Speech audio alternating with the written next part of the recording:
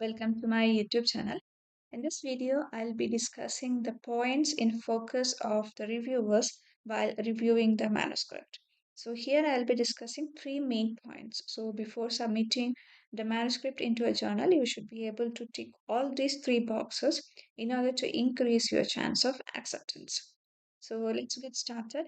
And the first set of points is aim and scope, recent publications, and journal citations. So let us dive in one by one. So aim and scope. Each journal will have their own aim and scope. Suppose, for example, if I say Journal of Hydrology, it has a different aim and scope. If you go with any other soft computing journals, it has a different aim and scope. So each journal has their own aim and scope. Now, before submitting your manuscript into the journal, you should verify that your research comes under their aim and scope.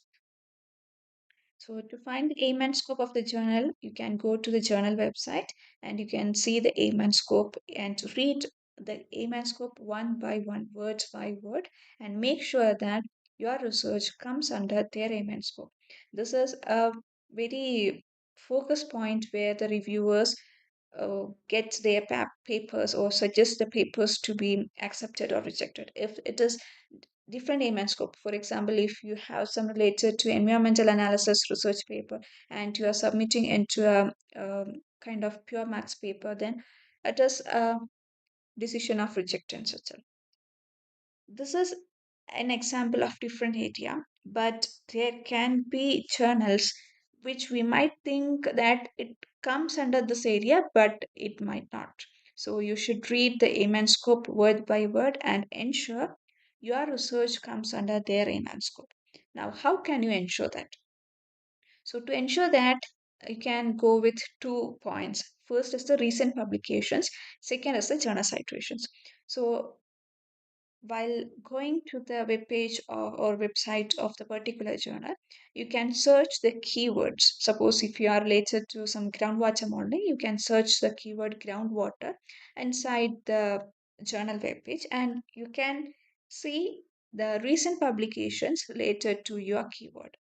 Now check that publications. Now, if that is long back, say like way before 2000 something, and there is no recent publications related to your research, then I think you should think twice before submitting to a journal. And apart from the keyword and apart from the recent publications, you can verify the journal, like the scope, if it is within the scope or some, with your references. So in your research paper, you will have some like 30, 40, 50 or many references in your research paper or your manuscript.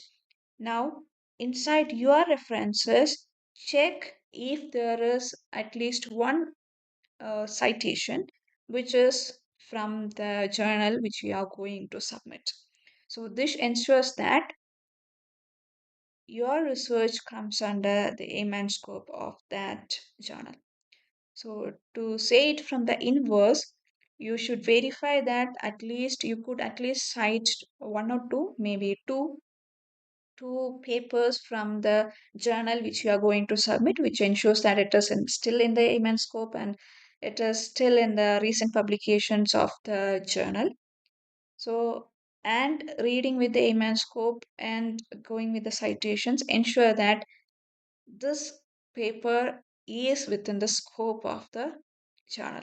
So, in many of the rejectants decision letter, the first thing we could see is it is actually out of scope of the journal. So, make sure it is within the scope.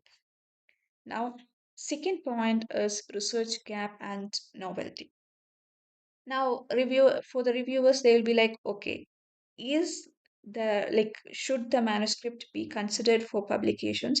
First, they will see, okay, whether it is a like subject area related to the journal. Now, when that box is ticked, they will check for the research gap and novelty. So, research gap, you can find out the research gap by an extensive literature survey. Now go with extensive literature, that is, find all papers related to that. You find out like when the research actually started with respect to your area. Now, what is the current advancement, and what is the actually the gap you could find in the literatures. Now, this should be addressed in your introduction. Now, if you have addressed your research gap, now what novelty you could bring in. Research is all about novelty. If you are doing something which has already been established, you can never say that it is a research. So, novelty is another important factor. So, the research gap and novelty should be very well explained in the introduction.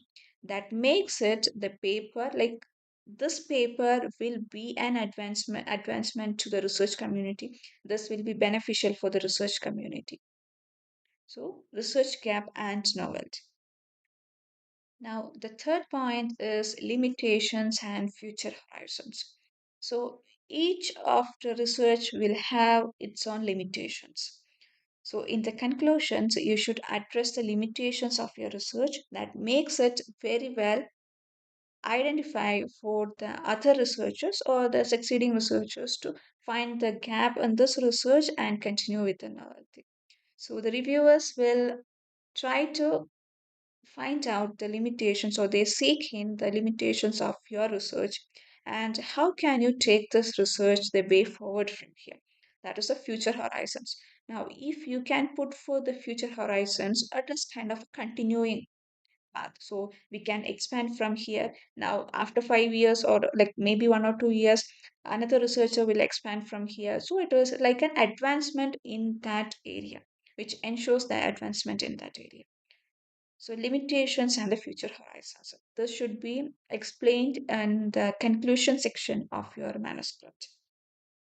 So, these are the 3 points. First is aim and scope, recent publications, and journal citations. Second is the research gap and novelty, which you should be addressing in the introduction.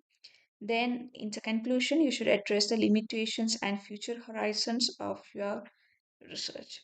So make sure that you tick all these three boxes to increase your chance of acceptance from the journal. So reviewers will look in all the 3 points, like if this is in the still in the immense scope, there is any novelty in your research, and like what are the limitations, have you addressed the current limitations of your research, and how can you take it from the way forward from here.